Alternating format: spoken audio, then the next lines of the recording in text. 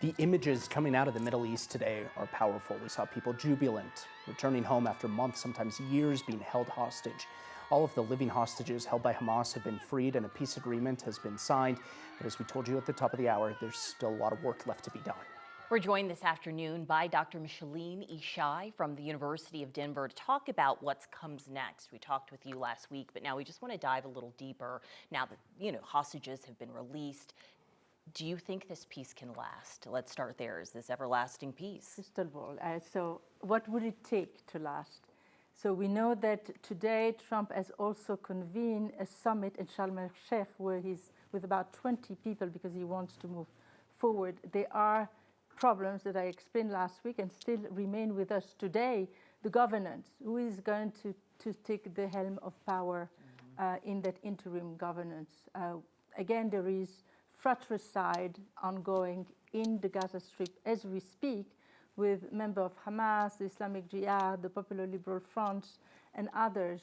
And so the questions, everybody wants to have the capacity to lead the next interim government. So we don't know about what will happen there. Certainly the Israelis do not want neither Hamas nor the PA to be part of the governance. When it comes to security, we have also issues with, is that Gaza Strip going to be demilitarized, as a 20-point plan suggests?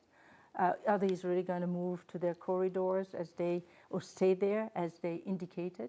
So and then there is also emergency relief. How fast are they going to be there? There'll be a need for really redeploy, just reconstruct water infrastructures and bring food and fuel.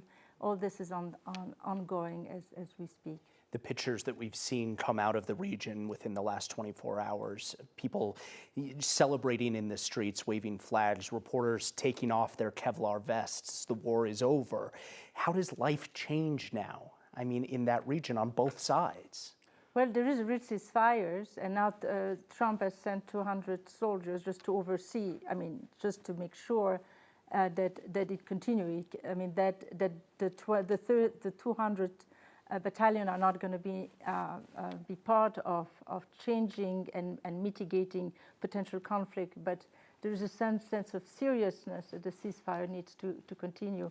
And yes, jubilation and exhilarations, both on the Palestinian side and the Israeli side. Everybody wants to see it work. Certainly now we have 20 governments representative in Sharm el-Sheikh, and then a carrot. And the interesting carrot is that will there be an expansion of the Abraham Accord with the Palestinian representative and also other states such as Saudi Arabia, which is interested in normalizing should there be Palestinian self-determination. The Syrian, which is a fragile state now, and the Lebanese, which is also have a very fragile state, would like potentially be part of the Abraham Accord. All that is incentivizing the region to be part of a broader regional architecture that could sustain currently a very volatile transition process. We have a little less than a minute, but I think there's been, so much obviously concern, and people are curious about the hostages that were released. So many didn't survive, but the ones who did, do we have any clearer picture of what the conditions were that they were living in?